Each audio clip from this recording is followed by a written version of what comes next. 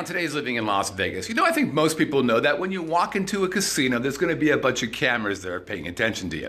But what most people don't know is that Big Brother is watching you as well. Plus, we've got a very special co-host, real quick stories, live chat questions, and of course, have a drink on me. This is the Living in Las Vegas podcast where, oh, gee, what the? Juju, I think we're being watched. Always. Let's get started. For your life. I love how that hasn't changed. Living in Las Vegas starts classic. now. I don't know if you can hear, but a white guy's trying to play drums right now. Ladies and gentlemen, boys and girls, welcome from Las Vegas, Nevada. That groovy little podcast that gives you a true first-person look into what it's like to call Sin City your home. The Living in Las Vegas podcast.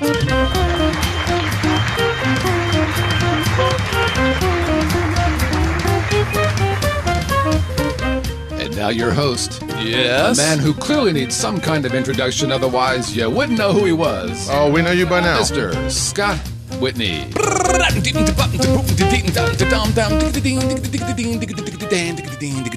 Is there anyone that truly doesn't know you by now? Everybody doesn't know me. That's hey, everybody. Welcome to the Living in Las Vegas podcast here on the Vegas Video Network. Another live audience here. Hey, I'm your humble host, Scott Whitney. Konnichiwa. Buenas noches. How you doing, hot stuff? And I'm joined, sadly, not by Drinky Pants, RQS. No, he couldn't be here. He's literally creating crimes across California. If you're at UC Berkeley, if you're at Stanford, keep an eye out for, we'll just call him by his nickname, Brett Grant. That's right, Brett Grant. License number, no, it doesn't matter. But instead, I'm joined by, well, it's old home day here, the big party here. Who? You know, I reached out and I said, hey, would you like to come by? And Chris Phillips said no. So then I reached out to... He was too busy getting glasses fitting. He was, but ladies and gentlemen, it's Pimpin Wayne back in the saddle. Thank you. Back in the back. I see you back there. Good to have you here, Wayne. It's good to be back. You know, like I said, you go for a year and a half, and it's like people forget you. But I got to compliment you on the updated digs. I mean, thank you. Great craft services table back there. Did you like that? It was fantastic. Very impressive to the people on Periscope. 0. I got a boy. We're killing on Periscope. It's still catching on. It is. Over under today, 81.5 or 81 and a hook, as the kids say. Yeah, that's right. I've learned a few things about the the gambling. Not a lot, really. That's pretty much all I know. I believe a hook is a half. God, remember those 5, 6, 6, 6 days? Welcome to Living in Las Vegas. Scott did some stuff. Listen to some stuff. That. We don't have time to talk about any of it. And we'll see you next week. I hated that. Oh, that was brutal. Hated that. And that's why we don't do it anymore. So I reached out to Wayne last week and said, hey, Wayne, I'm looking for a host. Would you like to do it? And Wayne wrote back in his just the Wayne Pimpin Wayne, pretty much. And he basically writes back and goes, hey, absolutely. It would be good to get the band together again. And then probably, arguably, one of the most interesting analogies you'll hear on the show today. Came right to me. I get that. Here's what he says. If you think about it, we're really like Van Halen. Mm-hmm. You're Eddie there throughout the entire time. Naturally. Mm-hmm. Melissa is David Lee Roth, the original member, who everyone remembers nostalgically. And I'm Sammy Hagar, closely associated, but no one can keep track of my comings and going. I guess that means Brett is Gary Sharon. So yeah, in the immortal words of Van Halen, might as well. Look, just so you know, I laughed at it, but I have to stick up for Brett. Okay, I have to. Well, I mean, listen, that was not so much knock on Brett. I was out of Van Halen singers. I mean, the first two fit like a glove, right? When people think of the original Van Halen, you think of David Lee Roth, you think of California Girls. Right. When people think of the original Living in Las Vegas, it's Scott and Melissa Whitney. Sure. You know? Absolutely. It's a hotter hot or cold? No. Hot or horrible. Hot or horrible, and then she gives it a 7. Or an A++. Right. So, I mean, that's the original. That's what people love. That's what you want to see when you go to the reunion show. Every now and then, Sammy Hagar slips in, does a couple songs. He's out. He's back. Kicks he's his out ass. again. Yeah. And then just off with Gary Sharon. Okay, so if anybody is Sharon, I guess it would be you. I'm just thinking about it. Well, because he's kind of, well, anyways, it was funny. But Brett, we love you. But, some of us really care for the show. And, Wayne stepped in. Now, Brett, if you really love the show, you would have Skyped in or something. You know how much I love you, Scott? I don't know how much. More than words. Oh, shit. Now, see, that's funny. That's an extreme joke, right? It is. That's it is. right. Uh-huh. So we're the only two who get that, which is why he was kicked out of Van Halen, by the way, because no one knew who the hell he was. Hey, by the way, the weather here is frightful, but in the good way. So, I mean, yesterday, I've always thought it'd be cool to go to work and then come home and take a dip in the pool. And I did that yesterday. It was lovely, right before a thunderous storm that kicked everybody's ass. But the low last night, I get people who say, I'm thinking about moving to Las Vegas, but it's too hot. It's not that hot. If you have a pool, it's great. The low last night was 93 degrees. Mm-hmm. That's a low. So I've decided, that's actually too high. Yeah. Even I know. Yeah. All right, that's places. I don't know where you're a California guy, but in Ohio it doesn't even get that high in the summer. You'll have humidity and such, but the straight temperature doesn't even get as high as we have lows. No, it was crazy hot last night, and and I'm all about, we've got a bigger house, so I'm really freaked out about what it costs to cool the place. So we're like, 80, 79. Melissa's like, come on, man. We're cooking chicken in here. How about bringing it to 78 and turning the fans on, honey? Right. All right. But God dang, it is getting a little bit warmer. Okay, here, by the way, I get this a lot all the time as well, and that is, hey, are there any jobs in Las Vegas? The answer is there's a ton of jobs. How about if I told you there are 2,600 jobs that I can list off right now? I believe it. It's impressive. Teachers. Oh my gosh! Every year they're doing some type of drive or recruitment drive. Yep. Every year you always get that stereotypical article in the newspaper. Yep. They're out looking. They're going to different colleges. They're going to different states. They're actually advertising at what's that thing in New York? The big place with all the signs. Oh, for God's sake. Times Square. Times Square. They're advertising billboards in Times Square. Now, Clark County is not the best paying school district in the world, but so what they're going to do is they're going to manage that $5,000 bonus. $5,000 signing bonus, 2,600 people, which sounds like, hey, that's pretty good because the cost of living here was very low. Absolutely. Especially compared to like Las Vegas or to New York or California or wherever. So I'm like, hey, that's pretty good news. And I talked to Melissa. I'm like, didn't they just lay off a bunch of teachers last year and the year before and the year before? And literally the next news item was, in other news, no raises for our existing teachers. Right. Wait a minute. So you're going to give $5,000 to everybody who comes in here, but the people who are still here now and who are going to quit because my guess your attrition rate is crap. Get back to work. You're not get back to work. Right? Break time's over. Let's get back to the guitarist, children. This is so stupid. And I think they're going to be breaking up the school district because right now I think Clark County is the 6th largest school district huge in the country. There are 32 high schools in Clark County. Oh, is that high right? schools. That's right, because you did you do refereeing for football, Yep. right? Yeah, it's 32. I didn't know that. 32 high schools. So, 6th largest. There's 2 million people who live here, 2 million plus, and it's just out of control. It's unmanageable. So I've been told that they're going to be breaking it up into, I don't know, some number of little school districts. But, for God's sake, you can't... This is like recruiting 101. You really can't be offering people $5,000 signing bonuses if you're not actually paying the people to stay. That's really a problem. It's like the cable company. When you're already subscribed to cable, do they send you a letter that says, hey, we're going to give you $50 off? They don't. No, what you have to be a new subscriber. You have to call them and say, I'm cutting the cable. Whoa. We'd like to keep you around. Would you like 6 months of HBO for free? Well, not now. I don't. I got HBO now. Right. I don't need that crap anymore. So go blow yourself. All right. Yeah. Here's a Clark County School District, just like the cable company. Like the cable company, except not as good. How many people have heard of the term 86? that person was 86th. We mentioned it last week, and I thought, we should talk about this a little bit because that term originated in Las Vegas. Really? Because it's ironic. Without even going over this before the show, I actually was in a discussion with a coworker about this last week. Is that right? And they told me it originated in New York during Prohibition. Nope. That's wrong. So your friend or whoever that is a complete and utter liar. I think it was Wikipedia. Okay, Wikipedia can't be trusted. We're going to go with my story. My story is a better story. All of a sudden, it may not be true. Fuck, it doesn't really matter. That's a cuss. So here it is. This was a mafia-based thought process, and if you're in the casino and you misbehave, maybe you cheated on a little backgammon. They don't really play backgammon in casinos, but let's say they did. Maybe you play in the NFL, you beat your wife in an elevator. Nobody knows. Right. There's no proof of that. Wait a minute. Yes, there is. So you're playing roulette, and you cheat. Or some blackjack. And they say, well, we gotta make this guy go away. We have to make him disappear. 86 refers to 8 miles out into the desert and 6 feet down. That's 86. Oh. See?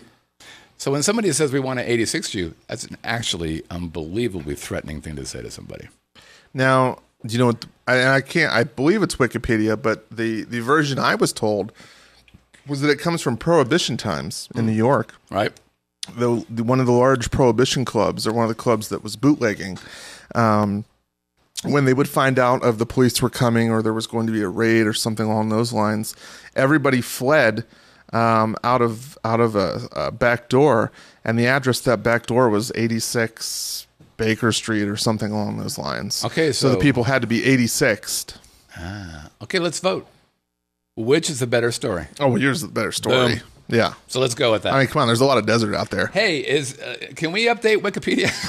I mean, anybody can. I already have. Anybody can. Let's do it. Let's update Wikipedia. All right. Ted wanted me to talk a little bit about my Bank of America problem. To recap on that, I basically said, hey, you guys are charging me $16 on an account that has zero balance. I made it zero balance, so you guys will look at it and go, oh, we shouldn't be charging that. But you're charging anyways. I said, hey, how about not doing that? Give me my $16 back, and I'll leave my mid-4-figure thing alone. They're like, no, we need you to give us a $16. So I went into Bank of America, and I wanted to talk to a manager. Manager was too busy. So my initial thought was, give me a manager. But I thought, you know what? I'm taking a quiet, confident approach. So I just took out all my money. All right. Just boom. You didn't drop the do you know who I am? No, because no one really knows who I am. Apparently not if they're on Periscope. Well, we've got one person watching right now. Let's take a special moment to thank the viewer on Periscope. Great job. I'm watching you, baby. I'm watching you. Okay. We're not getting any hearts floating, though, so fuck them. That's the thing. Yeah, I guess when you tap the screen, little hearts float. Oh, wow. And that means they like what they see. We've not seen any hearts. No one likes what they see. Finally, before we get to our main topic, Rock in Rio, talked to Ted about this as well. We heard that it didn't do very well. It's a lot worse than that. So the background is they thought they would have some, I think it was 30, they thought they would have 320,000 people. Which would be EDC type numbers. Yeah. EDC was doing 120, 130 a night, 1,000? Right, times 3. They did about 400, not quite 400,000. Like 360 or something. Yeah. It was a huge number. Yeah. And so they thought they would get the same kind of numbers as EDC. Which is a stretch, clearly, because EDC is, it's godlike, basically, in that kind of world. Far less ecstasy at Rock in Rio. And people, ecstasy, cocaine, and alcohol, which seems like a great trio. So they're hoping for 320,000 folks, which basically, it's over 4 days, so it's 80,000 It was 4 days, 2 weekends, right? 2 weekends, 2 days and 2 days. Okay. 2 weekends, one after another. Ended up getting 130,000 total, which is 60% below what they had hoped for. So you might say to yourself, well, that's still a lot of people. Well, not enough. They lost, get this number, it's unbelievable. They lost $28 million on this thing. Wow. $28 million. Now, what I thought was interesting, because Ted had a very interesting viewpoint on this. Ted, he runs Access Vegas, And so he deals with a lot of people who do advertising for Vegas-y stuff. Mm-hmm. So he had talked to these guys, briefly, and he talks to all the guys, the Circ guys and the Rev guys, and I mean, he talks to talker. And a lot of people advertise on his site, so he's kind of in on that stuff. And he said, well, actually, let me back up. My thinking was they didn't talk enough to the local group, to the locals. I mean, there's 2 million of us here. They didn't really reach out to us. Now, Ted said it was just the opposite, that, in fact, they spent $30 million on advertising to the locals. Quite frankly, I mean, did you see a lot of advertising for that? Saw a couple billboards by the 15. Yeah. Was that? I mean, I didn't remember There's that billboard by the old by Convention Center, Sahara and the Strip. Mm-hmm. A lot of people driving by there. It's a happening area. But I don't remember really seeing a lot of, and he had mentioned also there was a lot of TV spots for it. And man, I can't remember seeing any of that. No. So, he really thought that was what was going on. I didn't catch it. But nonetheless, my thinking was, God, why didn't they? Well, that's not true. I did see advertising in Seven magazine and Las Vegas Weekly. Mm-hmm. I did see that. Oh, okay, which is a good place to advertise. But pick up your free copy while you're waiting for the bus. I always thought the same thing, and that was, and I think this is where they completely dropped the ball for locals, and that was there's nowhere to park, and so their deal was, we'll bus you in or take the monorail. Yeah. So if you're on the east side, I guess that's an option, but you still got to walk an hour and a half to get from the monorail to the Rock and Rio thing. And if you're on the west side, that's not an option. Now, I don't know where they put people, but they wanted you to go somewhere because there's no parking there. And I mentioned this 3 or 4 shows ago. That, to me, is what killed it for locals. I am absolutely not going to go to a parking place 5 miles away and get bussed in. So you don't want to park at MGM Grand and jump on the $15 monorail up to the SLS? I ain't parking anywhere. I'm parking next to... Pisses me off. I am parking next to the facility. That's right. We talked about this a couple weeks ago. Well, you're a valet guy. Well, I'm a valet guy. Yeah. By the way, I had the greatest valet experience this week. But God dang it, man. So, Ted was saying, they spent too much time on the locals, and I'm saying they completely abandoned the local concept, which is I need to park next to it. I don't really know if they did advertising outside of that. I don't know if they advertised outside of MGM properties or not, quite frankly. I don't think they did, but you got to also look at the product being offered. Yeah. I think it was Metallica. No doubt. A good point. So Metallica is a pretty bitchin' band. Absolutely. I'm not talking bad about them, but then you start to drop off the cliff a little bit. No, it's like this. Well, right. I think No Doubt. Yeah. Who else? I don't even remember. So here's what I thought. I completely agree with that. So Metallica, I actually watched the Metallica concerts. It was recorded and put up on YouTube, I don't know, the next day. Well, they were streaming live on Yahoo, weren't they? Oh, that's right. They were. Wait, no. Well, EDC. Oh, that was. I'm getting mixed up. Yahoo. Sorry, but still getting that ecstasy out of my system. Yeah, I know. But I tell you, so what was crazy for me was so Metallica. Well, so it was a metal night and then a pop night or a weekend, metal weekend, pop weekend. So Metallica, arguably the most powerful metal band out there. So I watched that concert. It's an almost 2-hour concert. That was a great concert. I mean, it was a great concert. Those guys are still smoking it. And for the pop, their number one pop person is who I believe is the smartest person in music. It's Taylor Swift. She's a genius. She's smart. She's got it figured out, and she is kicking ass. Took Apple to it, man. It was so fun watching that. That was unbelievable watching that. I mean, Fortune magazine said she was the one of the top 50 most powerful women. I'm like, women? She just stopped a Fortune 10 company in their tracks. How about human? Unbelievably powerful. So they had great, top line acts. But I thought the same thing. Everything after that, No Doubt, they haven't played as a band together in, I don't know, let's say 6 years, 7 years, 10 years. More than I don't know. Yeah. Yeah, it was just like it didn't make any sense. I was in high school. Yeah, Bruno Mars. So he's very talented. He's a very, very talented guy. But come on, man. I mean, this is not the EDC equivalent. No. And that's what they're competing against. And that's where I think they dropped the ball was, we want these EDC numbers, but we're putting up, one great DJ one weekend and one great DJ, and the rest of them are just kind of fillers. And I thought it was hugely and the other problem with, like I said, the parking. Whereas the parking at the Speedway is not good, but at least it's there. You have to wait 5 hours. All you read is horror stories, though. 3 hours to get out of the parking lot. Right. 4 hours. Concert ends at 3. I think the newspaper profiled a guy. He left the concert at 3 when it ended. Got back to the Excalibur at 9 a.m. Yeah, but you know what they have? They have the illusion of parking. You can park right there, and for locals, that's a big deal. Now I don't know what percentage of locals go to EDC. Well, as a matter of fact, they said for Rock in Rio it was 16%.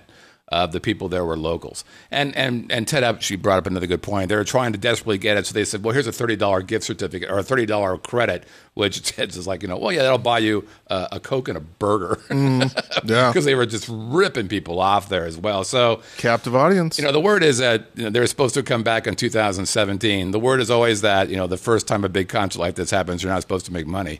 But the word is there's a good chance this thing never sees light of day again. So it's kind of a shame because they did a lot of work there. Now it's officially off for next year. They did one of these we'll be back in 2017 is when the next one is scheduled to go. But MGM put $20 million into this thing, and I think Cirque put in some money, and the Rock and Rio guys put in some money. So yeah, I mean to be fair, they built it on a KOA campground, so they're not really but it's not the location is okay. It's actually in the middle of everything. It's in a good location. They don't have any parking. That if you go to the MGM Grand, whatever you call that big place, it's not as many people, but you got fucking parking, right? And that's what matters to people. Yeah, I know. It just makes me crazy that they're not thinking. Yeah, people don't really care about parking. Oh no. Well, they're going to helicopter in, which is the solution, by the way, to EDC. Spend $500, get a helicopter in, but it's unbelievable. All right, I don't understand these people. All right. It's time for a generic jingle. Gonna go to a commercial break. Too bad there's no Chaz Palminteri. Hey, we've got 2 people in the Periscope. We're crushing it. Oh. Oh, that was just segue music? Mm-hmm. Oh. Yeah, we don't do commercials unless we have to. Okay. Oh. Hey, so as I said in the big tease, rest in peace, Chaz Palminteri. Big Brother is watching. So one of the exciting things about this show for me is getting to go into some of the background, the detail of what's happening here in Vegas from a watching you have fun perspective. So the background is this. I don't know if you guys have seen the news, but over the last couple years, a couple casinos have gotten fined pretty significantly for not paying attention to the genesis of the money their gamblers use. So Sands, and was that Venetian? Mm-hmm. They were fined how much? $43 million. So about as much as Rock in Rio grossed over 2 weekends. What was the backstory of that guy? You know that, right? I do. So the Venetian had a Mexican citizen who was Asian. So Chinese Mexican, Tiger Woods is a relative, come in, and he was in the pharmaceutical business, or so he claimed. What he actually was doing was producing methamphetamine in Mexico, and he was one of the largest drug traffickers across the Mexican-United States border. Coincidentally, he's also the Venetian's #1 player in, I want to say, 2006, 2007, somewhere in there. Okay. And ironically, over that period, over a 1-year time, he lost, not played, not put at risk, he lost in a calendar year $43 million. Wow. Jeez. He bet so much money and had such special limits that he affected their balance sheet. They literally had to have an accountant type person keep track of his wins and losses for that day because it affected their balance sheet. What was his name? Zenli Yi Gon. Y-E space G-O-N. Yi Gon. Okay, Yi Gon. Mm-hmm. So they got pinged for $43 whatever it was million because it was ill-gotten money that was used. Ill-gotten gains. So the eventual ending of the story is the guy gets arrested by Mexican authorities. Apparently, he wasn't giving them a big enough cut. Yeah, right. He has $100 bills palletized and shrink wrapped in his Mexican compound. No kidding. So they come in, they arrest him. He's sitting in Mexican jail with La Cucarachas, waiting for extradition to the U.S. Racist, table for one, please. That was the song. Come on. He's in jail. He goes to court, and the feds want their money. Or they want the money from the proceeds of this. Right. And he says, I'm broke. I don't got it. Other than what's in my house, they said, where's this other $43 million? Right. And what's he do? He points to the Sands. Oh, man. Or he points to the Venetian. Right. Bam. Mm-hmm. So Uncle Sam said, oh, that's a shame. You're kind of responsible for paying attention to that. In other words, it's the equivalent of saying to any company, whoever you do business with, you have to find out where their money came from, which is a pretty steep measurement. It is, but of course it's the federal government, so they can't spell it out like that. So this is where they get you. What it literally says in the rules and the regulations that came about during 9/11 and this chase after terrorists and Homeland Security and the Patriot Act, et cetera, right. It literally says if the financial institution, which they consider a casino, right. So your Bank of America, they consider casinos, whether it's the MGM, whether it's the SLS, whether it's Circus, right. They consider them to be just like a Bank of America. They're a financial institution. Oh, no kidding. Governed under the same laws. Wow. So what they say is, if the financial institution knew the money was dirty, or, wait for it, should have known the money was dirty, which is a tough one, they're going to come back and get it. So it's like saying when you said to me, oh, Wayne, I thought you were going to bring Bud Light Platinum today. Right. And I said, well, Scott, you should have known I wasn't going to, and therefore we're drinking your beer. Okay, so the Venetian thing kind of spooks people, right? All the other casinos are like, oh shit. Oh, it's a wake-up call. And then wait a minute. I don't know if you saw, I think it was for their securities, whatever you call it, for Caesars, right? Mm-hmm. They had to announce something, right? They did. Caesars is having a rough go of it, the whole Caesars Corporation. So about 2 years ago, I think, when they had the Men's World Cup, they actually had Malaysian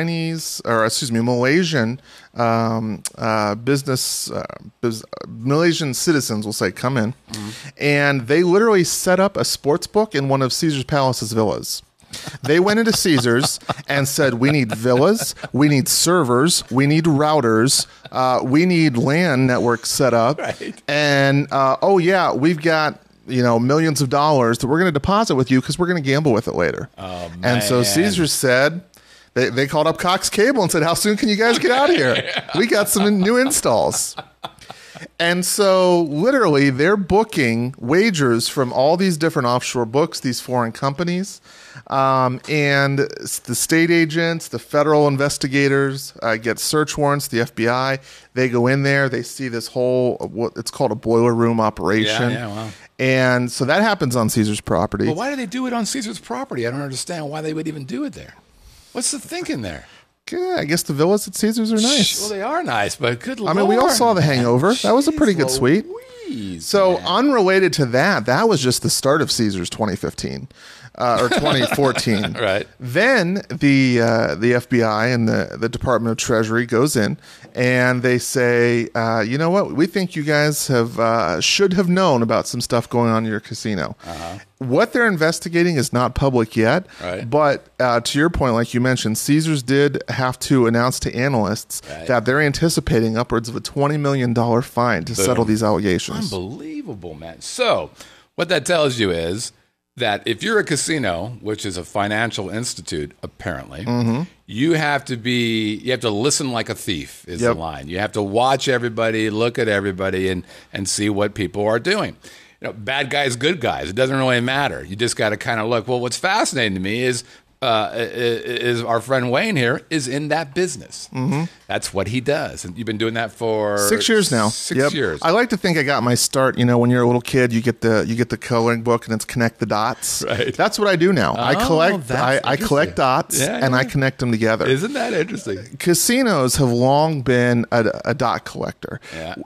It used to be what kind of scotch do you drink? Yeah. What's your favorite beer? What's your brand of cigarette? What kind of music you like like to listen to? Do you like slots? You like tables? You like steak? You like seafood? Those sorts of things. Right. Because it's the customer loyalty business. Right. We want you to come in, we want you to have a good time. Right. This is Las Vegas. Right. Right? Yeah. It's America's playground. Right. Now, with the advent of these just massive millions of dollar fines, it's not only the fines that hurt, it's the future business. Yeah, right. Casinos are now going nationwide. You've got casinos in Poughkeepsie these days. Yeah, yeah. And so right. a lot of these companies... I met a gal who's a host at Cannery.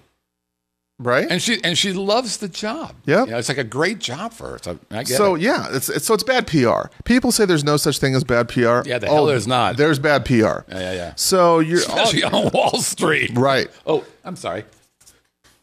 Gone. Yeah. So casinos now are having to collect dots, not only about what your favorite type of beer is, right, and what kind of scotch do you like, and are you a Marlboro or a Camel type of person? Right. Now they want to know, well, what do you do for a living? Yeah. Do you own businesses? What are those businesses? What kind of car are you driving? Who are you related to? You got any criminal records? What's your credit rating like? So, there's like two different, categories, I guess, that you would approach this from your perspective, I guess, or anybody from the outside in. So there's the, what we would consider the cops and robbers perspective. So when somebody comes in, so tell me a little bit about that. Give me some examples of bad guys who have come into a casino, and done things where you're like, that smells bad, and let me go after this. Well, predominantly, what you're looking for is a parallel relationship between how they act in your casino and how they act in the outside world. Right. Great example, and this is a real life example. A gentleman. Bets sports. He was a sports bettor. Okay. He's betting $1 million a year in sports. Okay. $1 million a year. Not win. No, this is what he's betting. That's his throughput. That's right. Correct. That's how many bets he's made in a year. Okay. That's a lot of sports. That's a bunch of money. Right? I know guys who bet sports, and they're not betting that much money. Oh, hey-o. So, $1 million sports player. When you go online and, with the advent of Google, the internet, public records, everything about you is out there. Right. If you gave me 30 seconds, all I need is your name, and I can determine your social security number, who your parents were, your mother's maiden name, who your kids are. Right. I mean, I get everything about you. Right. Literally in just it's almost like you watch a bad cop movie from the 90s, right, and it's the cursor, and you just type in a name, and all of a sudden here comes all your information. That's real. Yeah. It's a little different now, a little more graphically enhanced. Right. There's some color schemes. You actually have a picture of me. Right. Oh, that's before the goatee. It will. It'll go out and pull your Facebook or your LinkedIn picture. Oh, is that right? Yeah. Wow. Puts names to faces. Nuts. So, to take $1 million guy, you do a little bit of digging in some public records. Yeah. How long had he been betting $1 million a year?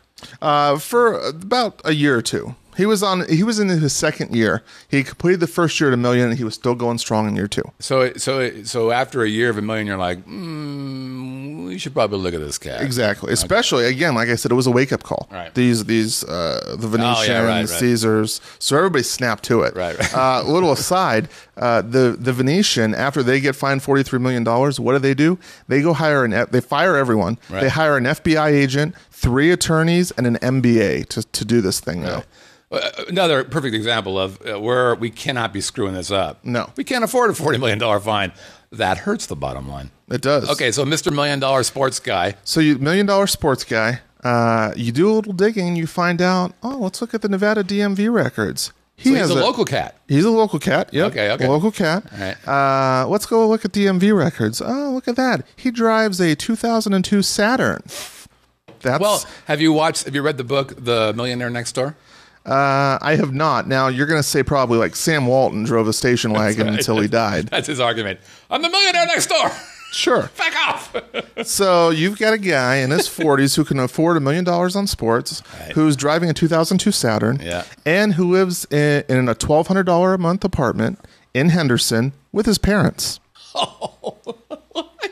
Mm-hmm. Okay. So you look at that and you say, well, those, which one of these things is not like the other? And the answer is all of them. Right. None of those things are like that other. Right. So that is something where, that's where if that guy who's could be up to something. Maybe he's not. Right. Maybe he had an inheritance. Maybe Right. he's just independently wealthy. Right, maybe. You know, maybe he's a playboy. I don't know. Maybe monkeys will fly out of my butt. Could be. Who knows? What's that sound? I don't know. That's a monkey. A little hot in here probably for that to happen. Yeah. They'll probably stay tucked up That's inside. why they want out. Yeah. It's really warm down there. So that's a classic situation where the FBI or the Treasury will come in and say, come on, you guys should have known this. So, okay, so then what was your... So you do this research, you realize $1 Million Boy is more like a dollar boy. Yep. Quite frankly. I mean, he should be betting onesie-twosies. Absolutely. Not millionies. Right. So what do? You have to make a decision. You have to make it. Well, that's the thing. You're not required to do anything. Well, but... It's all a gray area. This is private business. Uncle Sam can't tell you what to do. He can just tell you what you should have done. Well, what should you have done? And what did you do? What you're supposed to do... well, I should say... Here's this is where it gets into it's a private business. Yeah. Just like you know, you're running a business. You're a businessman. But if and what's your number one goal in business? Make money. Exactly. Right. What do you think a casino's number one goal is? Probably make money. Exactly. It ain't to give the old something to do by having a bingo tournament. That's right.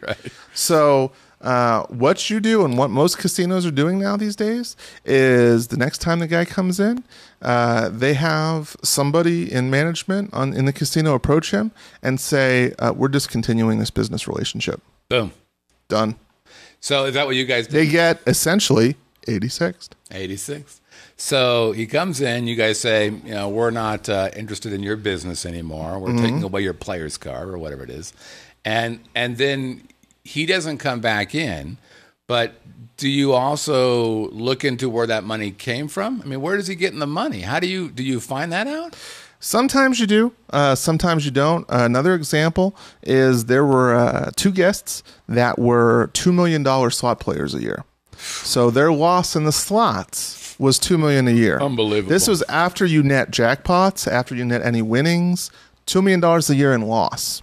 Wow. And when you start collecting the dots on those and putting them together, right, you find out that twice they have been fined by the Federal Trade Commission for running elderly lottery scams. Oh, no way. Yep. So they'll get a list of elderly folks, and they'll send them a letter that says, congratulations, you just won a $10,000 prize. All you need to do is fill out this paperwork, send us your $49.95 claim fee, and we will send that check right out. No way. So when you discovered that, so you did the research and you found out, this is a bad guy or bad guys, and they're doing this. So you found the scam yourself. Yep. Or you or your team found the scam. Right. Okay. So you find the scam, you're like, oh, this guy's a bad guy. Clearly. Yep. So then do you reach out to the government or do you you do both. First, you reach out to your company. You get legal counsel involved because, I mean, this could get dicey. This is a big deal. Absolutely. We're talking, if people have $2 million to spend in the slots, they've got a couple $1,000 sitting around to sue you or at least make us think about things if they want to. Yeah. So you get your you get your lawyers involved.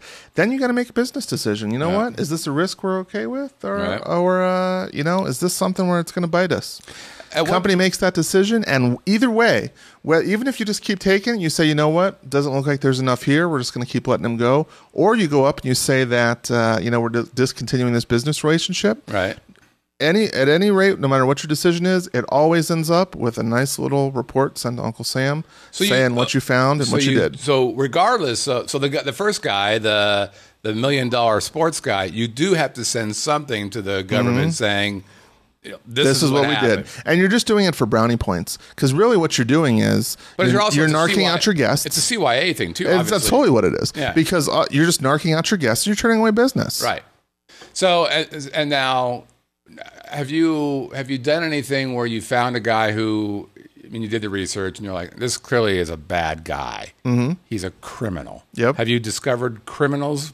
Absolutely. Yep. You get... we've seen people with money laundering charges, passing bad checks. There was a guy, not the guy that we know and love, but a similar guy who tried to do some TV reality work here in Vegas and had conned some people. Not that guy, believe it or not. Yeah. There's more than one in this town. Right. And there's more than one douchebag in Las Vegas? There is.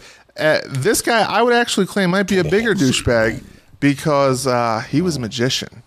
Yeah. So at least, was he a famous magician? I'd never heard of him. Okay. Tell me after the show. I will. I'll look him up. So he had done some pilots. They're on YouTube. He tried to shop it around. And so he's like everybody else in Las Vegas. Right. He had a previous conviction for wire fraud. So what he would do, he had somebody on the inside that would call the casino and say, hi, MGM Grand. This is Bank of America, and we want to let you know Mr. Scott Whitney has wired in $100,000 into his account. He'll be playing this weekend. In fact, he should be in any moment now. Our system's down currently, so the confirmation number is 1234567. Right. And again, that was for $100,000. Wow.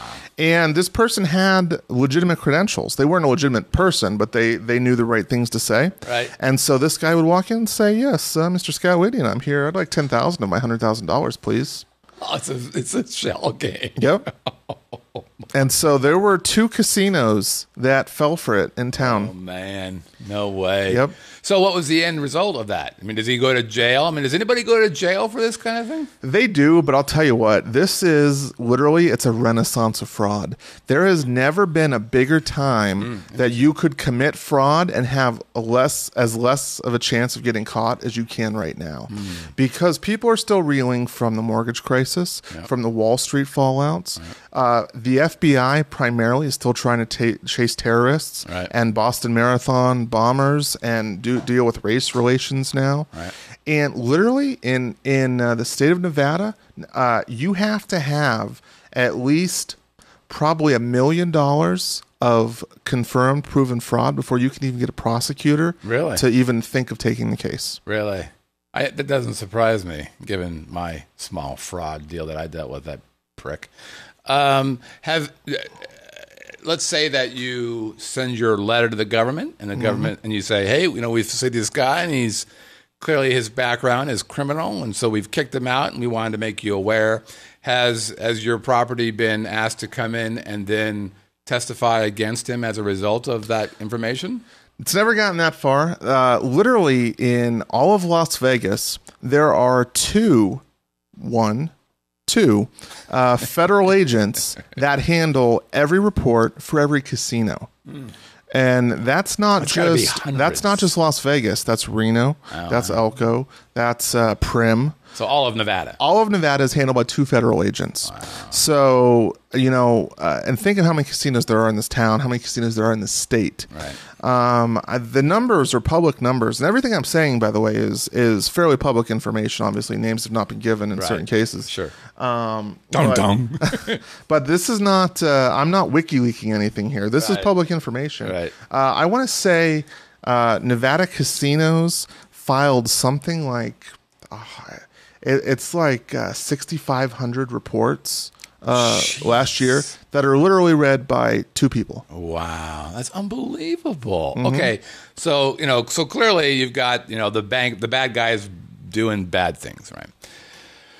But the tease was the big brother. So you don't have to be a bad guy to be paid attention to. You don't by casinos anymore. And this is where. Again, anything I say here would just be if I enter any opinion, I'll take another one though. Any opinion or anything that is not factual is purely my opinion and not the opinion of anybody else. The opinions expressed on Living in Las Vegas are strictly those of the participants and not of the station. Awesome. So what you have is you have framework set up. So it doesn't matter, Scott. You could be the most honest, upstanding guy there is. Every time, which of course you are, I would vouch for him. Every time money changes hands, large amounts of money change hands, the federal government wants to know about it. Right. Makes sense. And the federal government considers $10,000 to be a large amount of money. Right. So if you win $10,000, if you lose $10,000, the federal government's getting a report. It's not a tax form. A lot of people think this is taxes. You go down, you hit megabucks, or you get Royal Flush or something crazy, and you win over $1,200. That's called a W-2G. That's a tax form. Right. Everyone knows that. That's tax law. This has nothing to do with wins or losses. This is just you gave a casino $10,000, or a casino gave you $10,000. Oh, so even if you just deposited to play, yep. Because some guys do that, right? I mean, I don't understand that, but some people would say. 10,000. How about $10? Right. In pennies. But if somebody says, I'm going to deposit $10 in my account so that I'm not carrying around $10,000 to play around, boom, you have to say, boom, we got to tell Uncle Sam that your address, your social security number on this date at this casino. So when I give you $10,000, you have to you ask me that information. Casinos are required to get your ID and your social security number for any cash transactions over $10,000. And if I say, hey, I just want to be a cash guy, I don't really want to do that, you say, or the casino says, one of two things happen. We either convince you to give it to us by saying that we're not going to be able to complete that transaction for you. So we're discontinuing this business relationship. So I wish I could help you. Or whether you do or do not complete that, this is where it kind of there's this large net. So you could be, maybe you're just a small player. Maybe you're just a $1,000 player. Yeah. And small player. Maybe somebody makes a mistake. They mistake you for I don't know, Steve Wynn. Yeah, and think that you're over a certain amount. Hey, what's happening? Careful around the Monets, Steve. Right. Yeah, the Picasso. That's to be fair, he can replace it. So if you do anything in a casino that just seems weird, seems suspicious, no matter how small it is, casinos are required to report that as well. Yeah. So let's say, oh, really? Okay. Let's say that you. I don't know. You were asked. You bring your $10,000 because you don't want to walk around with it. Right. They ask you for your ID and your social. You say, you know what?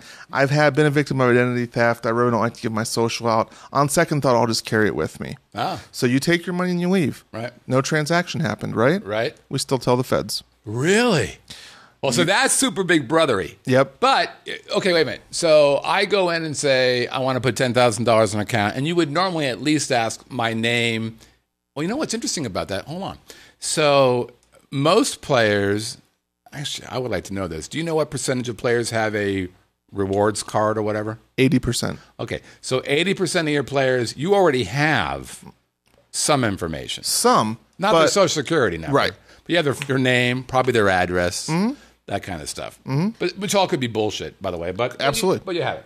But so I walk in, I'm 10,000. I'm a tourist. I walk in. I don't normally hang out. I don't have a player's card. I'm like, I don't want to carry around 10 grand. Spooks me a little bit. Yep. Here's my 10 grand. You're going to say, okay, what's your name? Scott Whitney. All right. What's your social security number? You're going to ask me that? We're going to ask you that. We're going to ask you for photo ID. Okay, so I give you my photo ID, so now you have my address, and probably my legitimate address, and your birth date, and your driver's license number. Okay, and with that, you can probably gain all else that you need.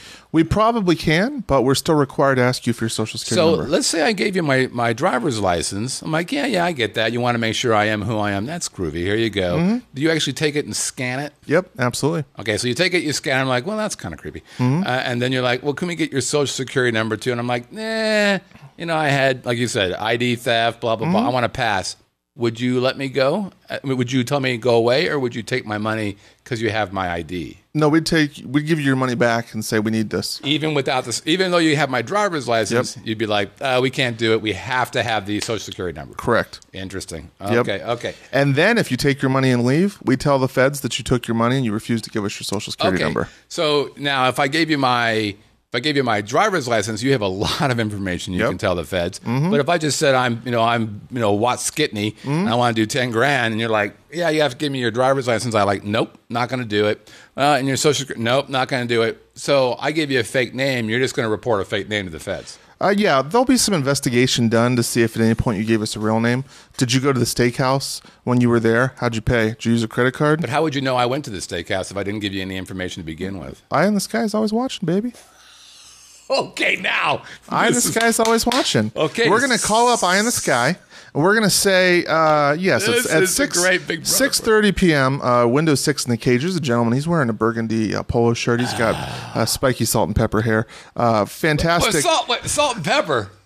Oh, you suck. Stunning blue eyes and very personable glasses. Where did he go before and after he left the cage area? Wow.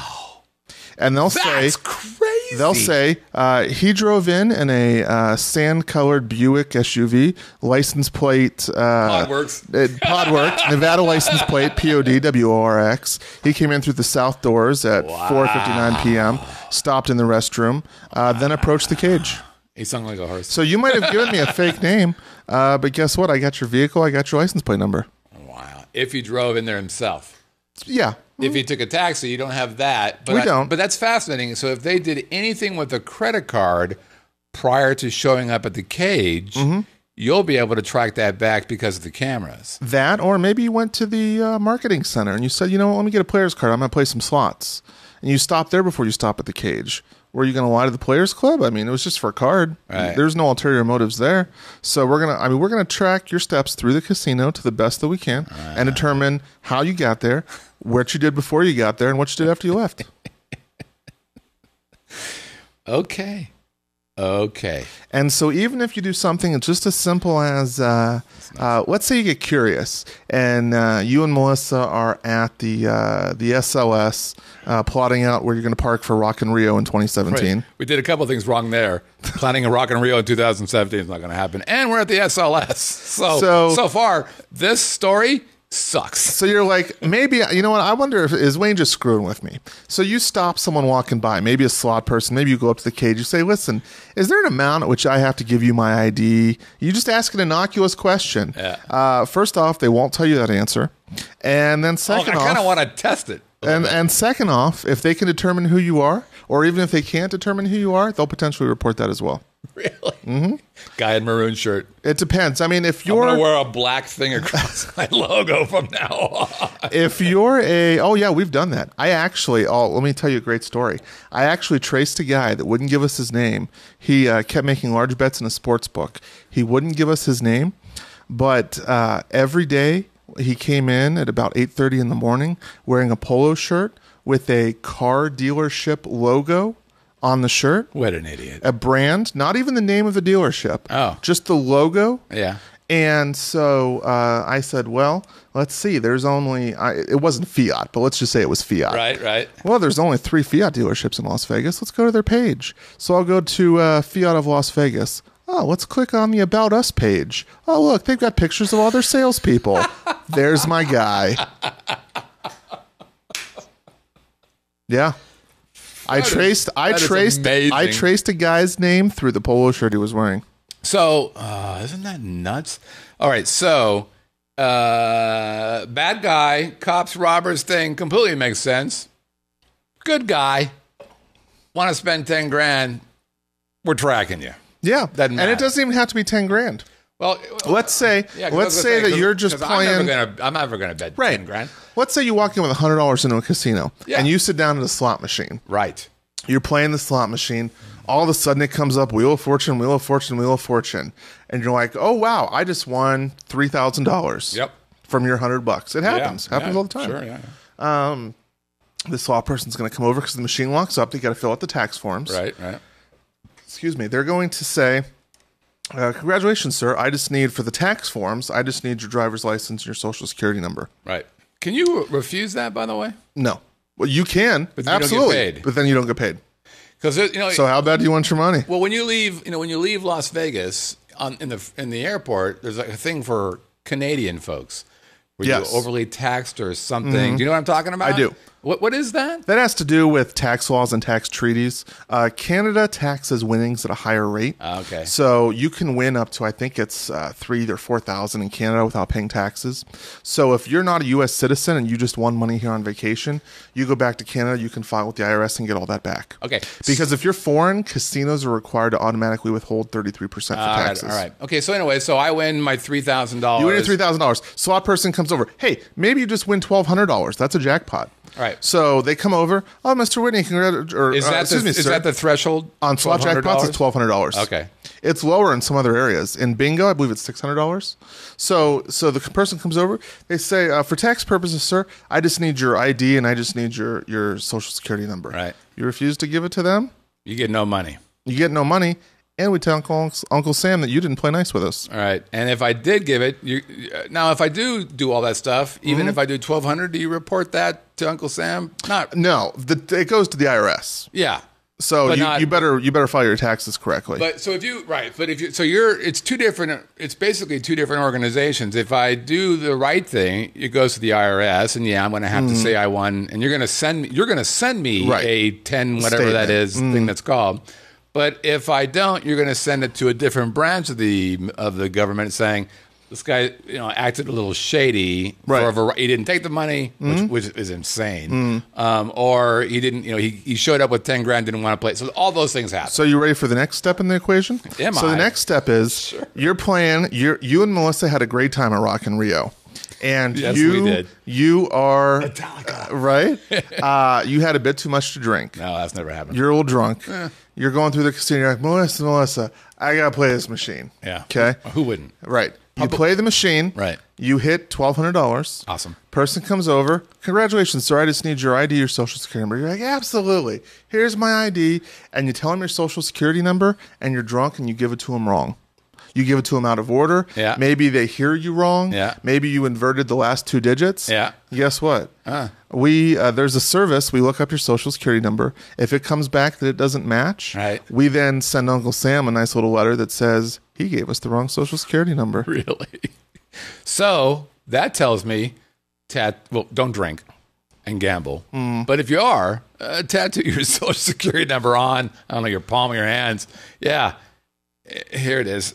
Okay, so basically, it's almost like, and again, I'm not trying to bridge this to WikiLeaks or Edward Snowden, but if you think of one of the big things was that the NSA, National Security Agency, is collecting all this cell phone metadata, right? Right. And they're trying to get terrorists, but people are just, innocent people are just kind of getting snared in the web here. It's the same thing. When you have a large web, which they have, because remember, if the casino knows or should have known, with that large net, you get a lot of junk in there. You get a lot of minutia. Yep. But unfortunately, a casino is a $1 billion company in some cases. Right. And they're going to do whatever they can, to your point, do some CYA. It's crazy, man. Crazy. I think that's fascinating. I would like to have heard the story where you said, yeah, we caught a bad guy and you tackled him. It's very non-confrontational. I hear you. But next time we do that story, I want you to say, yeah, no, I actually caught a bad guy, and he went to run out. I'm like, not on my watch. Well, that was my previous life. I did that previously. What? When I was in surveillance, when I met Hannah. Oh, well, yeah. It wasn't the casino industry. No, it was the people were stealing used underwear. To chase shop, yeah. Yeah. Did you tackle an underwear shopper? Yeah. Are you really allowed to tackle? So that's a whole new show. Oh, yeah. No, I've never told you those stories. You didn't tell me you tackled. The reason why I know why you got your name. I dove headfirst into a car one time, NASCAR style, because these women were trying to run away. Yeah. That seems dangerous. It was. Okay, so the takeaway is don't be a bad guy. Right. The takeaway is, casinos just want to do enough to get by. They don't want any grief. So if you don't give them grief, traditionally they won't give you grief. If a casino is asking you for information, unless you're at the marketing counter and trying to get your free slot play or your slot club card, if you're doing any type of transaction and a casino representative asks you for your information, I hate to be the guy that says you should just comply because they asked you. Right. But essentially, comply.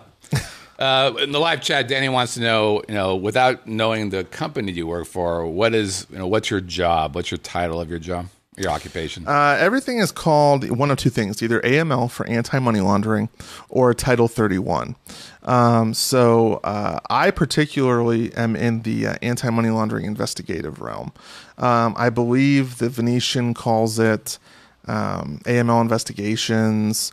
But it's usually you use the term investigations or AML. It's used a lot these days, anti-money laundering. So you're basically trying to stop bad people from doing bad things. At the end of the day, you are. At the end of the day, I'd like to think that we report more people that are fraudsters, scam artists, and just low-life scum than we are Ma and Pa from Poughkeepsie who just wanted to see the Excalibur or the Bellagio fountains. But, sometimes Ma and Pa from Poughkeepsie get ensnared in the net. that? They get some. Well, they have ideas. Hey, maybe I'll do that lottery thing with the old folks. All right, we're going to take a quick break. That was fascinating. I'm never walking into a casino again. That's fun, right? That's not true. Well, I'll tell you what. I'm not betting $10,000 anymore. Oh, wait a minute. I don't do that either. All right.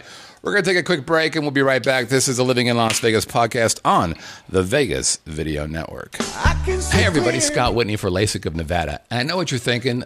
Scott, you're wearing glasses. What on earth can you tell me about LASIK? Well, let me tell you my story. So some time ago, I went and saw Dr. Rothman to see if I could get the LASIK procedure done. And I went through a bunch of tests and come to find out I wasn't a candidate.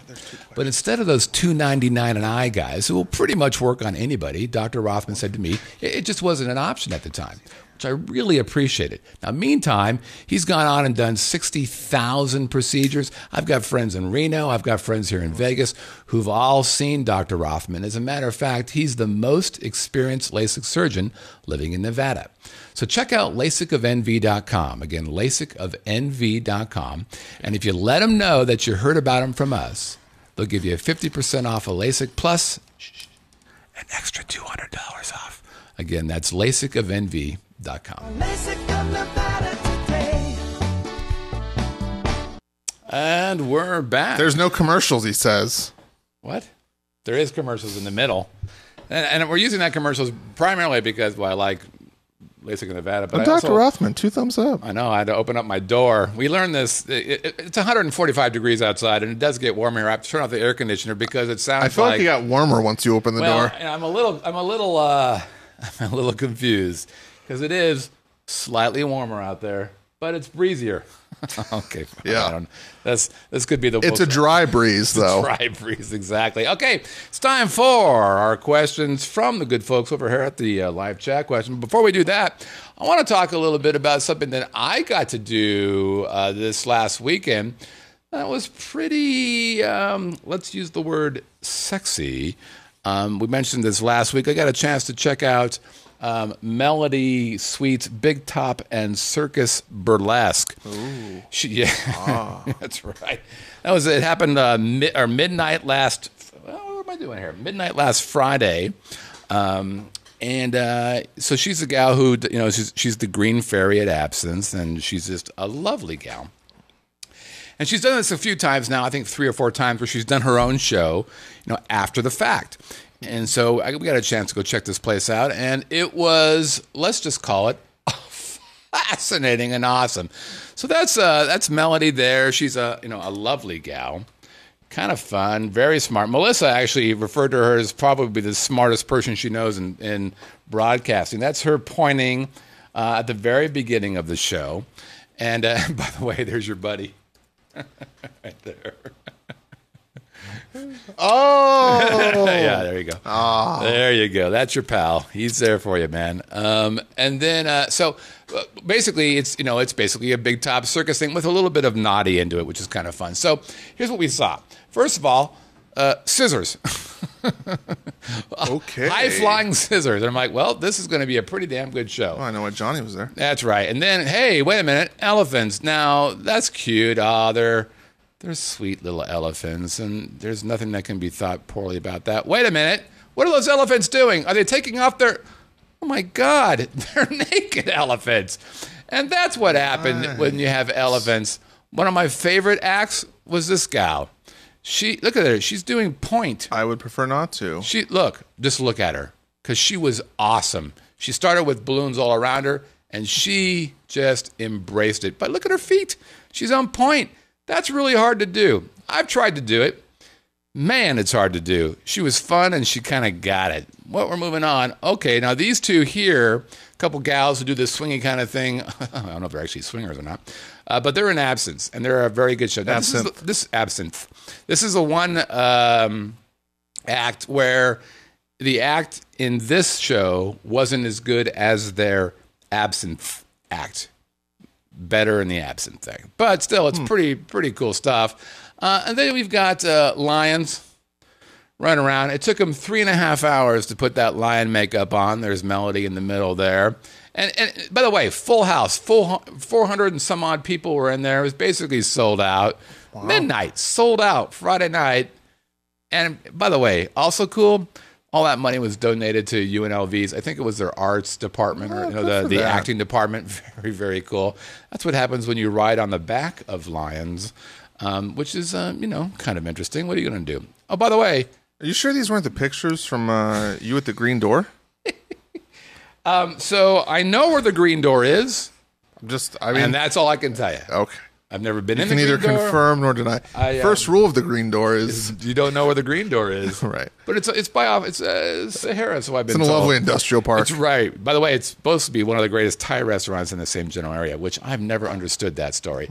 That's Mr. Gorgeous right there. He was pretty funny. Here is the funniest act of them all. You know those two guys in Cirque du Soleil, it's also in Absence, where they do that thing where they lean back and they're stretched out. We saw them, didn't we? We saw them at me and you at the Cosmo. But the thing they just closed. Rose Rabbit Live Vegas didn't have that. Yeah. Did they have? No, they didn't have that. They didn't have that. I feel like we saw those. But guys. I think Mystere has it. These guys have it. Absinthe has it as well. And you know what I'm talking about, this whole thing where they're doing stuff, right? So there's a guy on We tried that once, remember? What we do, Melissa and I do this every summer. We always come up with a new pool-based, because, we're not crazy. We have to figure out how to do Whitney Villa, or now it's Arches at Whitney Villa. Oh, yeah. And it's all pool-based. And so, I get it. So this guy used a blow-up doll. It was the funniest thing. Bam. Awesome. Just awesome stuff. It was far and away the crowd pleaser. There's our friend Melody again. Oh, wait a minute. There she is again. Wait a minute. There she is again. Arguably the best show. Parents, tuck your kids in now. In Las Vegas. And then the final act. You ever heard of the Wallendas? The Flying Wallendas, right? Mm-hmm. Boom. There's a Wallenda there. That's the daughter or great-granddaughter of the guy who's the head Wallenda. And she came out in like a gorilla outfit, took off the gorilla outfit, got up there. She did splits on that pole up there. It was really cool. So I just got to say this. I think it's very cool that somebody who's got a nice steady gig on the Strip, main Strip, probably one of my favorite shows, actually my favorite show on the Strip, she's out saying, I'm going to do more. I think that's pretty cool. So congratulations to Melody for putting on a great show. I think it's very cool that you're donating that money, and I look forward to the next one as well. Okay, let's look at. Wait a minute. I'm sorry. You know what we never did? We never got the chance. I tried. You can't fault a guy for trying. Help me know this one. But we never got the chance, and this is long ago, so we'll have to. I'm not going to dredge up the past, but we never did get the chance to talk about. We went to go see Purple Rain for my birthday. We didn't? No. We didn't. That was a good show. Yeah. It was a really good show. It was a good show. It's right, because I stopped the show right after we did that. Is that right? Yeah. Vivian was in reruns. Yeah. So that was like, yeah. It was December. I'll just say this. Oh, yeah, we had already been, I've been out for a while. I'll say this about Purple Rain. Great show. Yeah. We had a good time. Unbelievably good show. Yeah. Yeah, I came out of there. I actually going in there going, all right, Wayne, I'll go, because Wayne's a big Prince fan, and I'm like, and I like Prince too. I mean, Purple Rain's a great movie and great soundtrack. But I'm like, okay, how good can this guy be? Good. Jeez, right? This guy is really, and he's been everywhere. He's been, I think at the Rio. He was at the D for a while. He's at Westgate or what? No. Yeah, Westgate. Started at the Boardwalk, which isn't even standing anymore. Yeah. He was all over. He's been all over the place. He's good. Yeah. Very good. Oh, I do have something to say about that show. This is the show. Because Melissa and I came away saying the same thing. There's a dancer in that show. And I'm not going to bring her name up. Partly because I don't remember it. And she's got another show that she's doing. Right, which she's the feature person. She has billboards in town now. Yeah, I know. Man. I saw one. I know. Yeah. And she isn't right for the show. Right. She looks a little, just a little. Yeah. Trying too hard. Yeah, or she's too hard. She's too hard. It should be a softer appearance. Yeah. I don't mean like she's too sexy. She's just too hard. And so that actually was the most distracting part of the show. I got done without her. I'd be like, but the band?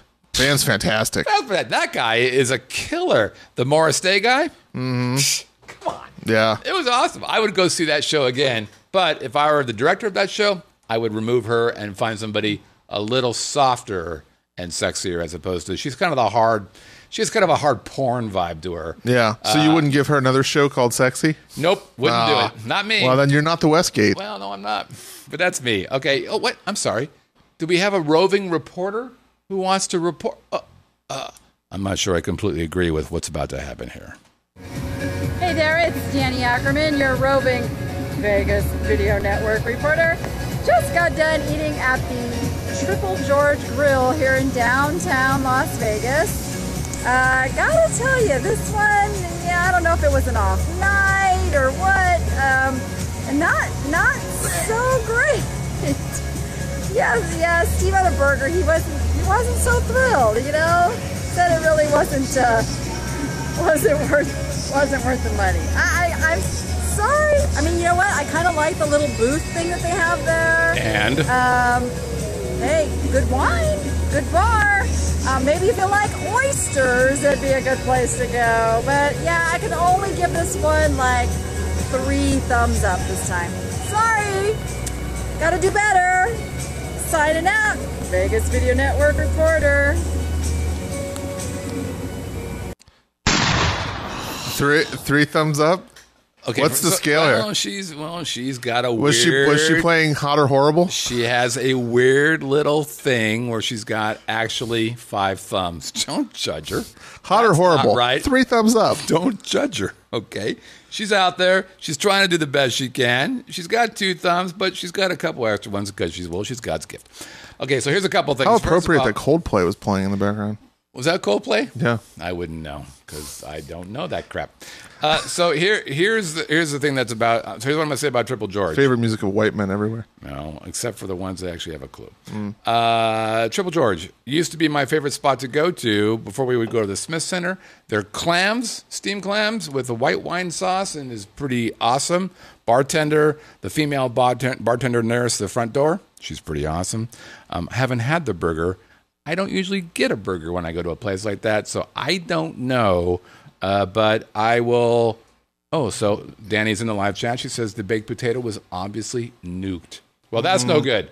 Yeah. We can't have that. Now, Tomahawk said no. They're associated with Downtown Grand, right? They're in the same. Yes. Downtown Grand, I haven't heard good things. I've heard they're hurting. I'm going to tell you the greatest tip ever for going down there. I gave Danny this tip. I actually don't know if she did this or not, but here's the deal. So here's what you do for parking down there. So on Triple George and Hogs and Heifer, these are all on 3rd Street. You used to be able to valet park on 3rd Street. That's no longer there. So here's what you do. You valet park at Downtown Grand. They'll say it's $12. And you're like, that's fine. And you're going to take their little ticket and you're going to go to Hogs and Heifer or Triple George or Pizza Rock or whatever, and they all validate. And if they validate, then also there's a number on the card that you can text them and say, I'm coming to get my car. Your car will be waiting for you when you show up to the valet, and it doesn't cost anything. It's a huge tip. Yeah. I gave you a huge tip for Monday dinner. You go down to Capa's. Now, you valet park, I don't care what time it is, at Downtown Grand, and you go to Triple George. You get that bad boy validated, and guess what? You pay nothing, and you are like the greatest person who ever lived in Las Vegas. Okay, now let's look at a couple questions. We got a couple. Pop wants to know, what's the greatest pit barbecue place in Las Vegas? Wayne? Oh, geez. This isn't a great answer. There isn't one. I have yet. I'll tell you what. If you had to put, if you put a gun to my head, or you stuck me in a room with lights and 115-degree temperature, I would say. By the way, you have to be hard, right, to be on this show. I would say Rolling Smoke. Where's that? I don't know. They catered. We had them cater in one day. Listen, you pompous ass. Yes, we had Rolling Smoke come by one time, and they were lovely. No, they're actually, I think the guy told me they're by the Green Door. They're on Industrial something, or Valley View not the something. Green Door. The Green Door's over on East Sahara. How does he know that? Yeah, it's somewhere over right by there. But that's probably the best barbecue I've had. But I'll tell you what, Vegas, distinct lack of barbecue. Yeah, distinct lack of good barbecue. Actually, I heard there's a I place. can't stand Famous Dave's. Well, I'm not a Famous Dave's guy. I heard there's a place that was on. What's that guy with the blonde Fiera? What's that guy? The Chris Phillips. No, Guy Fiera. What's his Guy name? Fieri. Yeah, he did. He does that road show. And Yeah, brah. Yeah. Okay. He did a barbecue place. That's right, brah. In the northwest area of Las Vegas. That's supposed to be pretty good, but I don't know. And so my answer to that is, I go look up Guy's show because I don't really have the first clue what is a great barbecue place. Barbecue Dave's, whatever that was. Famous Dave's? Famous Dave. Only place I've ever been to that I can really think of. Yeah. I bet you actually, I don't know if Brett's still on, but Brett probably knows. He has a few barbecue places that are on KSHP. So he may have some idea. If I see that pop up, I'll let you guys know as well. Papa also wants to know: are there any decent stores for musical equipment in Vegas? God, don't say Guitar Center. Well, I'm going to tell you. The answer is Guitar Center, and here's why. So there are other. There's no Stairway to Heaven. No. First of all, that doesn't happen anymore. It used to be that you walk in and you would hear. No, that's actually not the song. The song is Smoke on the Water. Oh. That's what everybody used to play. Oh. Now it's... Yeah, I just know in Wayne's World it says no Stairway to Heaven. Yeah, now it's pretty much anything from Metallica. You hear a lot of Metallica stuff. But that's not the point.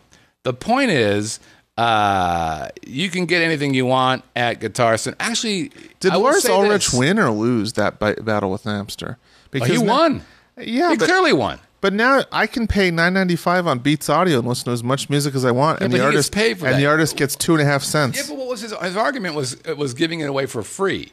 That was his argument. What's the difference between free and 2.5 cents? 2.5 cents. But it's 2.5 cents times a million. How many people listen to Metallica? It's not, though. Because it's a... By the way, it depends. Yeah, well, so this is a whole new talk. Yeah, okay. But, sorry, not to stray. But I will say this. It depends on... the number of people. No, they're not getting paid a lot, but they get. Look, well, so here's the deal. So download. Apple wasn't paying anybody anything. Yeah, not for a little while, for about a day. Right. But here's the deal. So downloads have gone down. People aren't downloading as much. So, for instance, for Christmas or for my birthday, I got Spotify, the full-blown Spot. It is literally like having every song in the world in your pocket. Right. I could be in my pool and go, what do you like?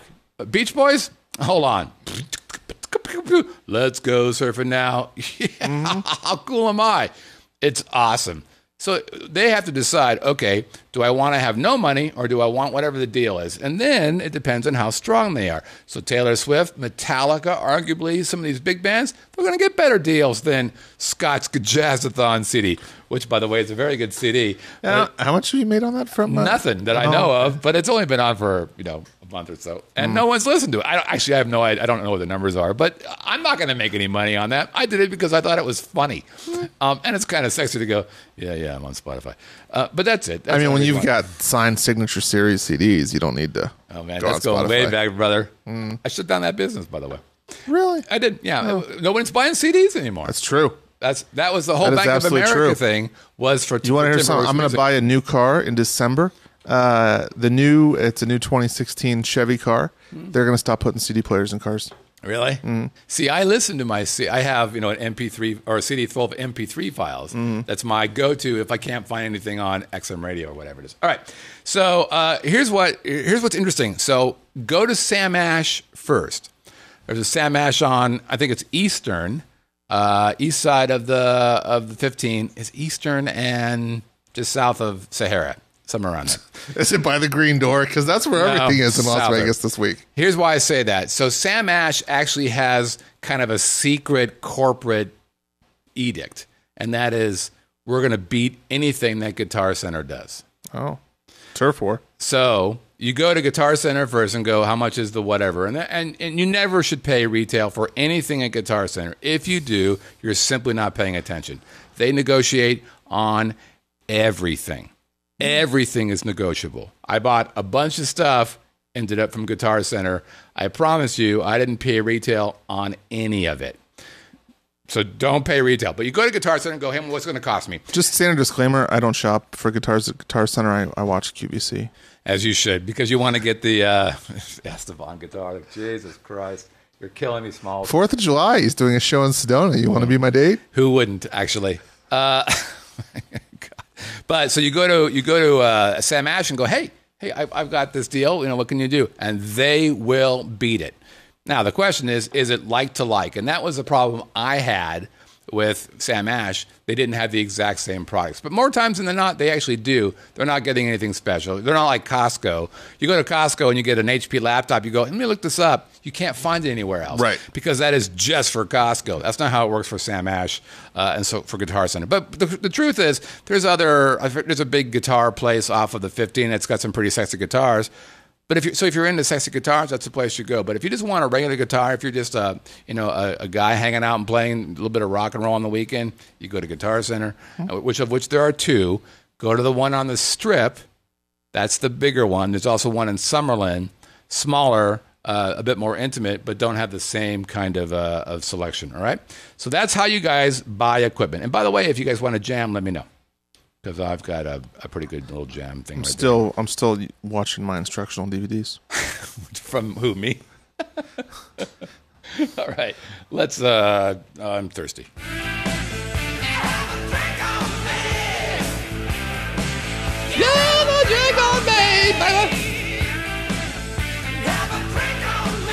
Come on. All right, this is Have a Drink on Me. This is the part where I tell you the kind of bars that I've been hanging out with. That's probably not the way I wanted to start that. I show you a picture of a bar that I've been to, and you try to guess it. And if you do guess it, you get to win stuff. Okay, this is the part where I'm going to show stuff, and you're going to do the voiceover for what they can possibly win. Are you ready? All right. Here's what you might win. Well, Scott, there are all sorts of fabulous prizes. First off, from the Vegas Video Network Casual Collection, the Cutter and Buck Vegas Video Network Visor. This stylish visor will have you styling and profiling whether you're on the golf course, in the airport, or just sitting in a 115-degree studio. You big baby. Next up, from this collector series of Podworks, or oh my God, it's Spinario Records. Spinario Records presents the Scott Whitney Collection. You'll be tuning down the street in your car to such hits as Gajazzathon, Chris McCoustic, and Chris McCoustic 2. Brought to you by Podworks. Back to you, Scott. No, one more. Or finally, if you really don't have any other friends to hang out with and you feel like a 115-degree studio is the place for you, Scott will take you out for a drink of your choice. Just remember, keep it on the well, kids. No top shelf booze here. Very good. Okay, these prizes can be yours if the guess is right. The guess is right. All right, very good. Thank you very much, Wayne. You did a nice job there. All right, to recap on what we had last week, this was a good one. We had several people guess, 3. That's not true. That's a lie. We actually had 22 entries, which is a good number. But here's the fascinating thing. 21 were correct. But before I even tell you anything, here's my favorite thing about this thing. So I got one of our winners a couple weeks ago was a guy named Chris Scott, which is ironic because sometimes people call me Chris. Really? Happens all the time. Wow. Go, hey, Chris. I'm like, well, I'm Scott. But I get Chris all the time. And his name was literally Chris Scott. You look like a Scott. You don't look I feel Chris. Like I do look like Scott, but I get Chris all the time. I'm like, I guess I look like Chris. Anyway, so I emailed Chris. Chris is from England, and I'm like, hey, you won. And here, Chris had a great email return, and Chris says this. Hey, well, to start, I was chuffed to get the answer right, even though everyone who entered got it right. Chuffed. I don't even know what chuffed means. But this is why I love British people. Because they say words that I bet you it's pretty cool, but I don't know what it means. Tally-ho. Now, I did notice my name did not go in the hat, and what happened was I skipped him. The actual week he put stuff in, so I put him in the next week, and he won on a guess that he didn't win, which is magical if you think about it. With your tech playing up, you clearly had other things to do. TriCaster thing, you can't trust those people. As mentioned, me and my lovely wife are in Vegas for only the second time, August, for 2 weeks and whatever. If you are around and he gives me a date, we would love to be able to meet up with you. I really should be buying you a drink as I really enjoy the show. You should. Not only that, but it seems like you're having problems paying the air conditioning bill around here too. All right. If I play the air conditioning, it's like we're sitting on a freaking runway at McCarran. If this does not fit well within your schedule, right? Shipping, not too expensive. I will plumb for the visor. Plump, which I guess means I would like to have the visor. Mm-hmm. Right? Here's the problem, though. What's the name on that one? Chris Scott. You're going to have to pay duty on that. And yeah, I mean, wow. Let me tell you, I've got, not only is this limited edition. It's a very limited edition. I mean. You have one. I have one. I wear it all the time. I know you do. I take this is, you're going to have to declare a value on this, Chris Scott. I'm going 120. Yeah, this is all right, crazy. Fair enough, 250. Okay. So he ends up saying. Also, mine. You getting used. If this doesn't fit your schedule and shipping's not too expensive, wait a minute. Let's not ship to the UK. I did ship once to the UK, but he had a P.O. box in New York. God bless his little heart. Either way, let me know. And then he sends me an email right after that and goes, wow, I just told the missus that if you're not available, maybe I should book another trip. And she said, yeah, go ahead. That's the greatest wife in the whole world. All right. Let's do it. So now I'm supposed to remind you. I've specifically been asked to remind you. Are there double entries for people in the chat right now? Yes, of course, always is. That's great, and you have to manage that. That's what that pad of paper and that pen is.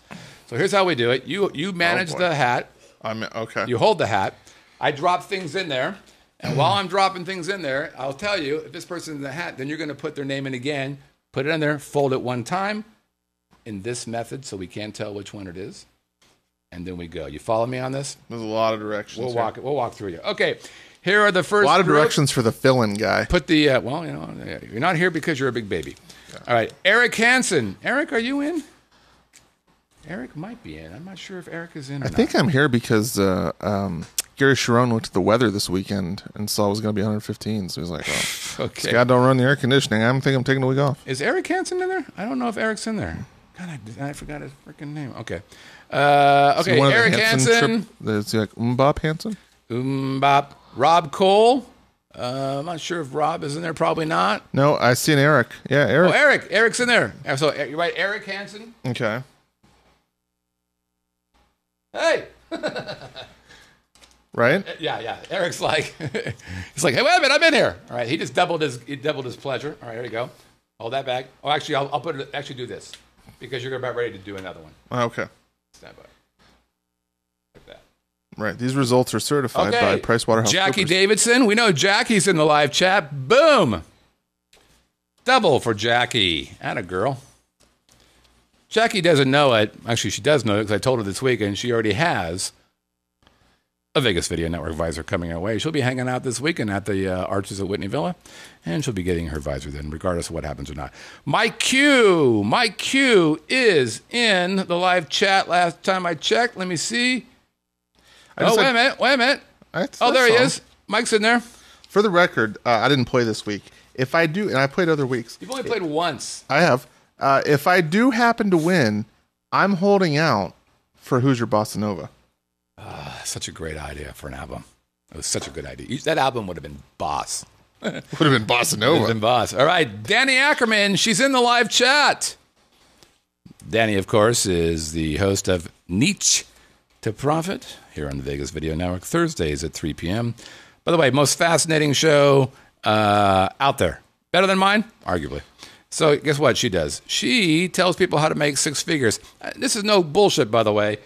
Is tip number one turn off the air conditioning? She did a show. All right, you big fucking baby.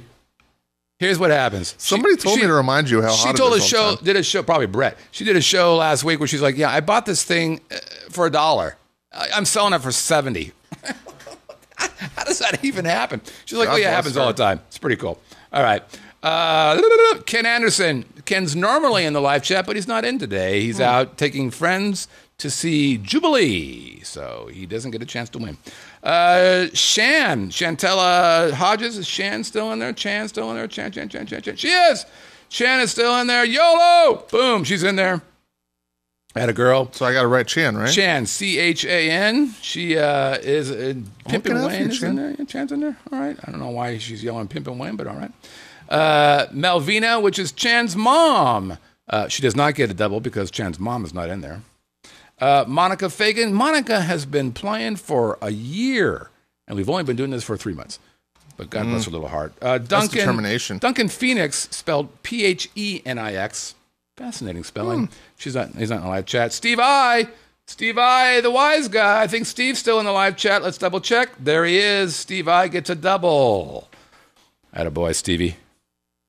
Steve's a long-time viewer, long-time listener. And Brian, you get Stevie in there? Mm-hmm. Okay. Oops. All right, and Stevie goes in there. Steve is a double up one. All right, so a couple of ones. Marie Rogers, not in there, but Marie says she gets a kick out of our Haddam, have a drink on me, because her fiance lives in Haddam, Connecticut.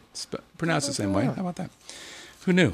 Erin Perry, who, she's smart. She basically says, Alan tells me, Alan's her husband, that they've walked by this place many, many times. Oh, I should probably put the place up. Let's do that. Why not? By the way, I should do a couple if you're things. going to do last week's answer. That's what I'm doing right now. No, someone said. That's what I'm doing right now. Okay. By the way, you can look like this. There's our newest hat. Oh, that's Christina and Baby Awesome. And we've got an email from, and there's Brett's dad, and there's Don. Look at that. Wow. That is one sexy bitch right there. There he is. And then we got lots of people who are looking good. Wow. In the very cool Vegas video thing. All right, there we go. By the way, okay, so put that one in there. I actually thought it was more rare than that. Charlie Lipset likes the vibe of the place. Here's what it is, by the way. Here's that place again. Boink. He said, this is the kind of place that Dan Tana and Jim Rockford would be enjoying a cocktail. Yeah. I feel like we're there right now because there's a raging fire. That's right. Okay, you're never coming back. All right, and Scott, I think... It's been a year and a half anyways. How Kid far am I gonna Dakota, fall? I think Kid's still in there. Let's check out. Kid, are you still in there? He's in there. Kid Dakota. Scott Van Vliet. Scott says, thanks in advance. Now, what Scott's doing is pretty clever. He's doing what's called an assumptive close. Scott says, thanks in advance. I'll be having my drink on Thursday, October 15th. Wow. Calling the shot. He's basically, right, he's Babe Ruth. October 15th is when we're going to have that, Scott. And then Lloyd Verdau, who says... Babe Ruth? Yeah, Babe Ruth said, he pointed and said, I'm hitting that ball over the thing. He loves the podcast. Thanks to you both. Okay. Were you watching that game live? Fuck off. You cannot be trusted. All right. And then we've got a few... which one is this? I already read that one. And then the people who've actually written in some pretty funny things. Let's see. We're going to start with Gene. I think Gene is in there. Pops, are you still in there, Gene? Gene, the dancing machine? You could just write Pops. There he is. Pops is in there. Boom. Pops says, hey, it took me 2 tries to send this email because he's illiterate. Well, I'm sorry to hear that. But he does his homework again. Yelp posts a crap load of pictures. The correct answer is the Griffin. That's right. It is called the Griffin on East Fremont. I see this place a lot, but I had no idea it had an indoor fire pit. It's very cool. Doesn't look like it's got a bunch of annoying stuff. Scott, thanks for yet another nugget of wisdom from a true Vegas insider. Well, you can't argue with that. It's not like the Peppermill that just didn't throw up the 80s. There's not enough velvet. I'm going to win a visor someday. That's Pops. All right, brother. We're voting for you. All right, next one up is Dawn. Dawn had an interesting... Whoops, did I put Dawn in there? I think I must have thrown Dawn in there. There it is. All right, Dawn said she has an epic idea for a contest. Co-host of the day. What do you think of that? Well, apparently I'm not coming back, so it's going to be open. She says, Mr. Drinky Pants can share if he's in town or just, like QVC, kind of basically hang out in the live chat. So I don't know about that, Don, but I appreciate the thought. We'll think about that. If you want to be a co-host for the day, let me know. Next up is, let's do Christina, who's not in the live chat. This week's answer is the Griffin. I love the atmosphere of this place. I'm just about done creating Vegas's newest local. She's pregnant. In case you're wondering, there she is again, right there. That's one local, and she's got another local in the belly.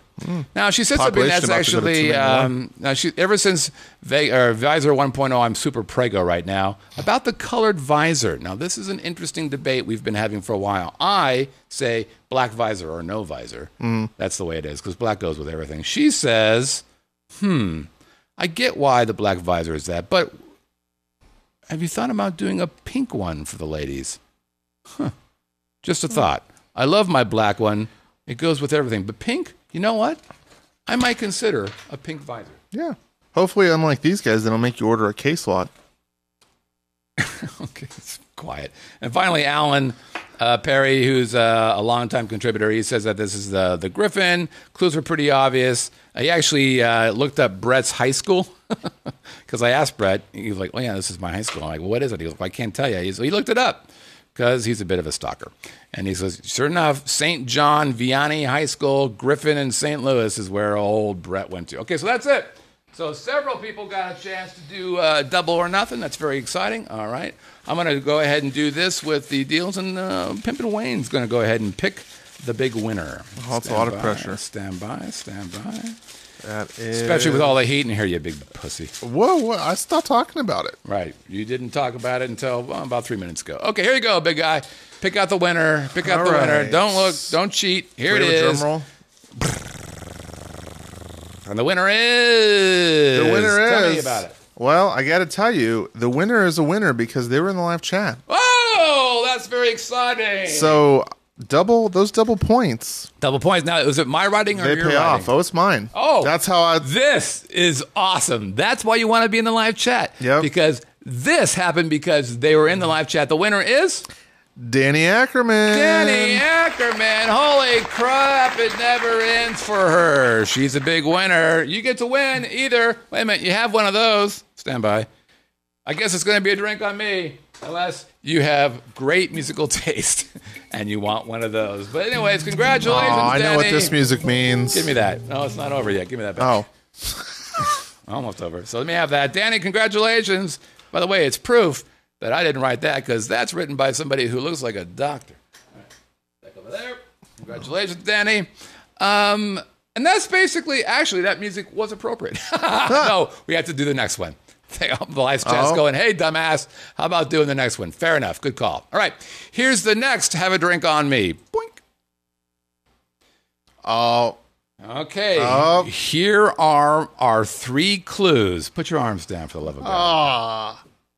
Well, you can't play because you have the notes in front of you. Although, obviously, no. I didn't even know it. I know this right. I didn't even look at the notes. I know this I know you. like that. Okay, here's our 3 clues. We've been there. I have been there many times. Here's our first hint. It's located next to the original Vegas Video Network studios. God. Here, the more things change, the more they stay the same. You and clues, Scott Whitney. What? Remember I used to always give you grief about your clues? Yeah, these are great clues. Yeah. Located next to the original Vegas Video Network studios. So if you guys knew where I used to be, just Center Drive, then you might know where this is. Clue it's in 2. the Mirage. It's clue number... It sounds like Humber. Quiet. I'm trying to do this. Okay, number 2. Clue number 2. It's named after a famous old-time movie actor. It's named after a famous old-time movie actor. Well, there's a new time movie actor, too. Yes. There is a great-granddaughter who is currently, well, not so much anymore. She's had a couple kids, who was a, relatively E.T.-like movie actress. That's a good clue. Clue number 3. It's a great restaurant associated with the same name that has movie reels on the ceiling. Great restaurant with the same name that has movie reels pinned on the ceiling. And number 4, it's located in a hotel that, by its name, might be of royalty origins. Okay, that's it. I don't know if I can give you any more. I've really given you pretty much everything I can give you. There's really not much more. Okay, if you want to send an email to haveadrink@vegasvideonetwork.com. Again, haveadrink@vegasvideonetwork.com. I wish you well. I want you to win. So does Wayne, apparently. And we want to thank everybody for being in the big show today. Oh, it's sad music time. It's the end, everybody. Thanks, everybody, for playing. A big thanks to our good friend. What's his name? You like him? There he is. Hold on. Which camera are we on? It's Pimpin' Because Wayne, I'm going to need to give one of those big toothy grins for the overshot. This camera here. Yeah, do that, okay. because I'm going to take it. Well, that's good. What number was that? That was at 138. Got to have something for the still. Oh, I still remember how the game's played. 138. No, it's good to be back, everyone. I especially appreciate those of you that remembered me. Those of you that brought up nostalgic memories in the chat. I'll see you in another year and a half. Right, and thanks, by the way, for being in the chat when you're not on the actual show, Wayne. Which, of course, you're never in the chat because, what, you're too busy? No. Get in the chat! Do you ever see Michael Jordan at a basketball game? Yeah, I do. Actually, he goes and challenges his players to do one-on-one, and he's going to beat his ass. So you should be there. Okay, hey, if you want to play along with us, and we would love you to play along. And by the way, if you have a question you want us to answer, send it to OnAirQ at Living in LV. Again, OnAirQ at Living in LV. We would love to answer your questions, even the ones that we can't answer. If we don't know, hell, we'll make them up. That's what we do. Leave a voicemail. If you'd like to do that, you can do that on our website. You can check all of our social media. If you're watching us on iTunes, and you should be, leave a 5-star review and tell people about it. If you're watching us on YouTube, give us a thumbs up and share it with folks. Or you can watch us on KSHP. Well, it depends. We're doing a lot of cussing lately, and I'm just too tired to edit that crap. What about Periscope? Can we get some hearts on there? Yeah, we're Periscope. Good luck on that. Roku, we're up to 31,165 people have downloaded our channel. We're on Stitcher, TuneIn, Chromecast, Apple TV, Google TV, Fire TV, Vegas Video Network, Facebook, and Twitter as well. That's it again, everybody. Thanks very much for playing along. Thanks, Wayne, for hanging out and doing your stuff. You're awesome. You're a good man, Charlie Brown. You're a prince, and a prince should be king. Do you know where that came from? You're a good man, Charlie Brown. That's where it came from. All right. We'll see you guys later. Take care.